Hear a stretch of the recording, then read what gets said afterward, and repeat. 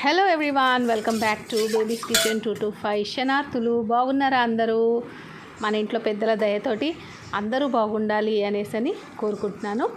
అయితే పితృపక్షాలు అనగానే మనము ఎవరింట్లో వాళ్ళం పెద్దలకి పితృలకి పూజలు చేసుకొని నైవేద్యాలు పెడతాం.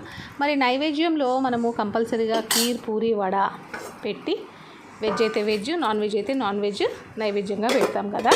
అయితే మేము కూడా ఏంటంటే వడ నైవేద్యంలో కంపల్సరీగా చేస్తాము. అయితే పొద్దునంతా మంచిగా వడ తినేస్తాము. కొంచెం నేను ఎక్స్ట్రానే చేసుకుంటాను, ఎందుకంటే దైవడ బాగుంటుంది, నాకు చాలా ఇష్టము. అయితే ఈ దైవడ ఏంటంటే రాత్రి ఇట్లాగే పెరుగుని కొంచెం చిక్కగా మజ్జిగలాగా చేసేసి కొంచెం ఉప్పు వేసి అందులో నానేసి నెక్స్ట్ డే మార్నింగ్ దాంట్లో మళ్ళీ తీసి మనకి నచ్చినట్టుగా. అయితే వడ వచ్చేసి నేను సోడా వేయకుండా చేస్తాను. ఒకసారి ఆ వీడియో కూడా ఉంది నా ఛానల్లో, సోడా లేకుండా వడ ఎలా చేయాలి మెత్తగా అనేది.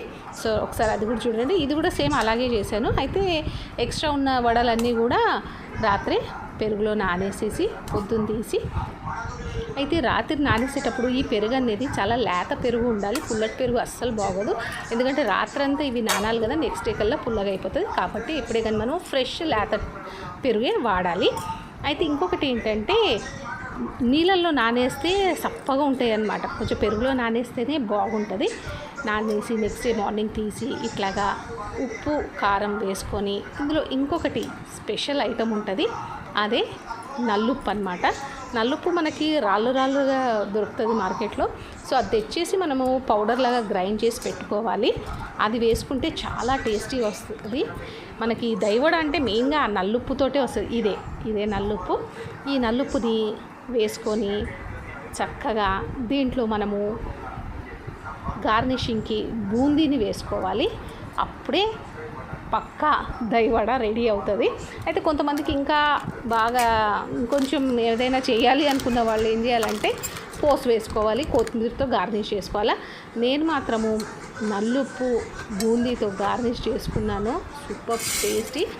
మీరు కూడా ఎప్పుడైనా ట్రై చేసి చూడండి. ఇట్లాగే వడలు ఎక్కువగా వేసుకొని ఫస్ట్ వడలు మామూలుగా తినేసి మిగిలిన వడల్ని రాత్రే పెరుగులో నానేసి నెక్స్ట్ డే మార్నింగ్ నల్లుప్పు, ఉప్పు, కారం, బూందీతో గార్నిష్ చేసుకొని దైవడ చేసుకొని తినండి. సూపర్ టేస్టీగా ఉంటుంది.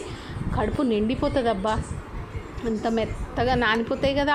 ఆల్రెడీ మనం సోడా వేయకుండా మెత్తటి వడలే చేసినాం. దానికి తోడు ఇంకా రాత్రంతా ఫ్రెష్ పెరుగులో నానివి ఎంత రుచికరంగా తయారవుతాయో. సో ఇలాంటి ఇంకిన్ని వీడియోస్ కోసం చూస్తూ ఉండండి babies kitchen 225. Thank you for watching. Already subscribe చేసుకుంటే చాలా థ్యాంక్స్, లేకపోతే ఇప్పుడే సబ్స్క్రైబ్ చేసుకోండి.